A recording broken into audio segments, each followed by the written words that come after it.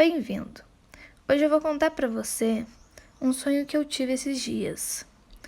E olha, vou te falar, a história é longa e bem confusa. Eu, por exemplo, não entendi muito bem até hoje, mas eu tô tentando, prometo. E eu também quero que você prometa que vai tentar entender ele também. Olha, minha habilidade de desenhar aqui não é nem um pouco boa, mas eu vou tentar. Começou comigo numa praia. Então eu escutei uma música e era um senhor. Ele estava com um violão e estava cantando lá no cantinho da praia.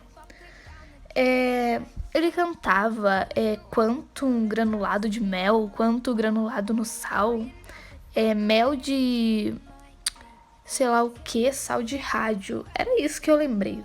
Assim, basicamente é isso que eu lembro. Então o senhor ele se pôs a ficar quieto. E eu fui perguntar, de onde tanta expressão para esse cantar? Ele me respondeu diversas palavras, mas a que eu me lembro e me guardo é cibercultura.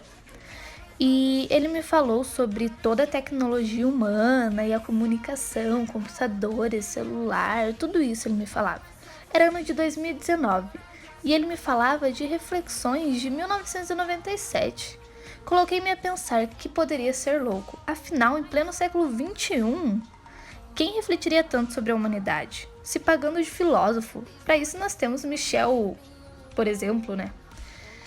E então eu me desafiei e eu chamei de louco.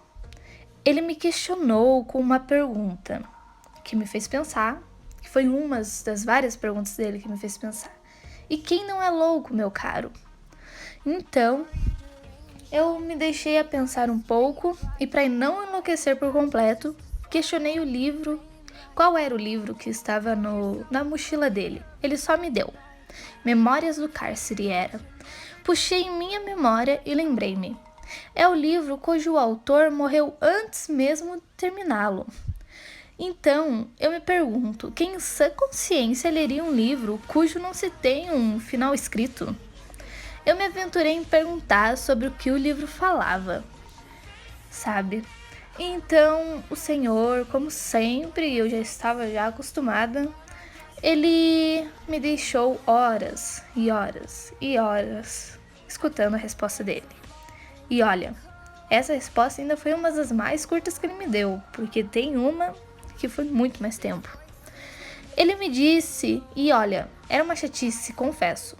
Falava de um homem e como era estar preso em porões naquela época. Eu o questionei perguntando, qual é a graça de saber de prisões desse tipo se não a temos mais? A resposta foi longa, como eu disse. Me escute, meu jovem. Parecemos estar livres nesse mundo, mas estamos longe de ser livres. Lhe faço uma pergunta retórica. O quão longe você pode ir?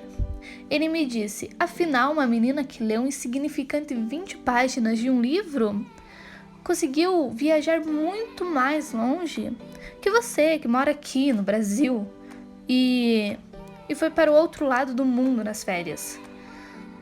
E é assim que funciona estar livre. E por isso não estamos, lhe digo.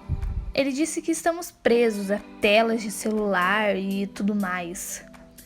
Ele me disse que estamos presos em ser perfeitos também. E que não se pode questionar mais sobre nada, nem em rede social, nem em lugar nenhum. Ele disse muitas outras coisas que eu não lembro muito bem. Ele deixou bem claro que ele odiava muito as redes sociais e que ele queria mais aproveitar a vida, que tinha saudade de épocas atrás, quando era mais fácil falar sobre tudo. Porque afinal, agora não podemos nem questionar sobre a vida. Porque se questionar, nos julgam loucos, como você fizesse agora há pouco, ele me disse. Então, meu caro, temos prisões muito piores que a da época desse livro, só estão em perspectiva diferente. O senhor me deixou pensando e sem resposta. Ele parecia tão profundo que mostrava já estar acostumado com tal situação. Eu acho que, pela minha vergonha, ele perguntou, já que estamos falando de viagem, para onde foi a sua última viagem? Eu disse para ele que visitei o Museu do Louvre, na França. Confesso que eu me arrependo muito de ter o contado.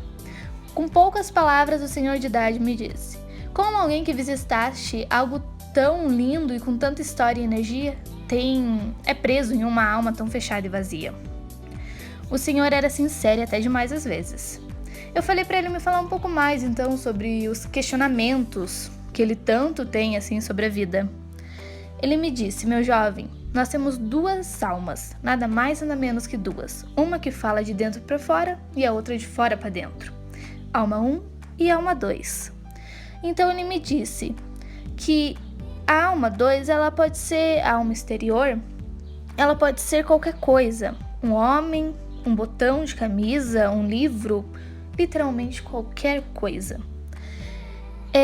Essa alma, ela transmite a vida. Como a perca de uma alma que você tem, você automaticamente perde a segunda alma. Assim, ele falou que ia contar a história. Ele conhecia um senhor também que tinha como alma 10 mil réis, 10 mil contos de réis, e veio a perder. Logo em seguida perdeu a alma 1, gritou aos 4 ventos que já estava morto.